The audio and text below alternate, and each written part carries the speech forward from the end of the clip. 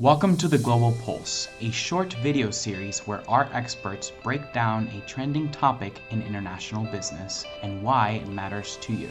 The Biden administration is threatening to shut down the popular video sharing app TikTok.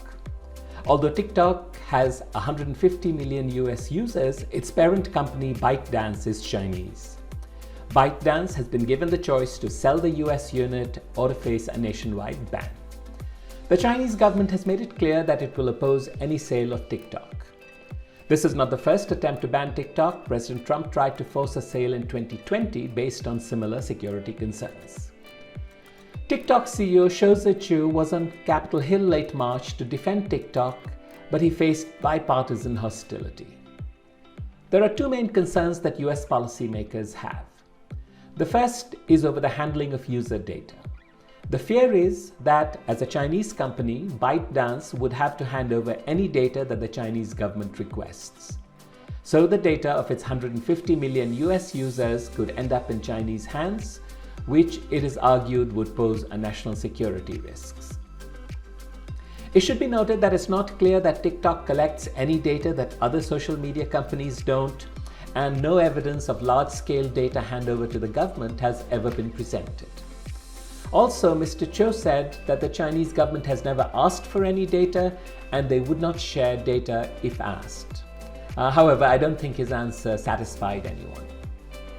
The second concern is that TikTok's algorithms could be used at the instigation of the Chinese government to sow misinformation and to manipulate and influence users. Consequently, the Chinese government could manipulate elections and undermine US stability. Because of the security concerns, there are many bans on TikTok already in effect. There's a ban on downloading TikTok on government-issued devices in most Western countries. Many state governments here in the US also have bans, as do many state university systems. India, as a country, banned TikTok a couple of years back. There's a slew of bills in Congress.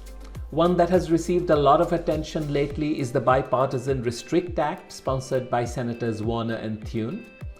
It sets its targets more broadly than just TikTok. It would give the Secretary of Commerce power to restrict technology produced in China, Cuba, Iran, North Korea, Russia, and Venezuela.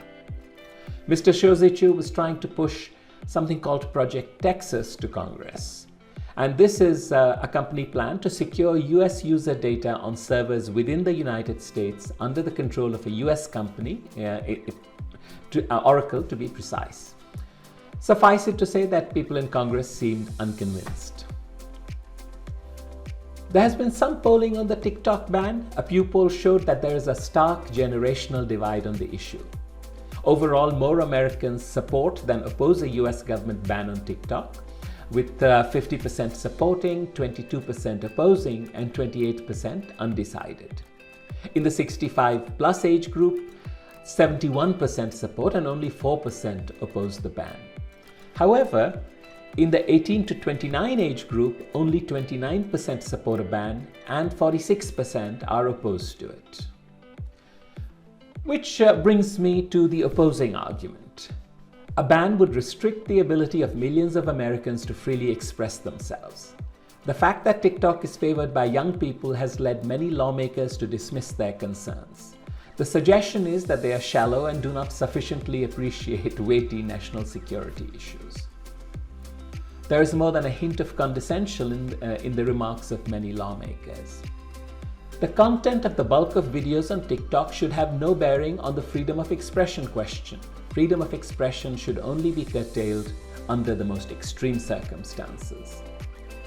At any rate, I think any government ban is bound to be challenged in courts on First Amendment grounds. There is a genuine need for regulation and laws to secure our data from threats, both domestic and foreign. But it's hoped that laws and regulation come from a serious deliberation of the issues, and freedoms are restricted only on solid evidence that this genuinely makes us safer. In my mind, I'm not sure that this bar has yet been met in the case of TikTok.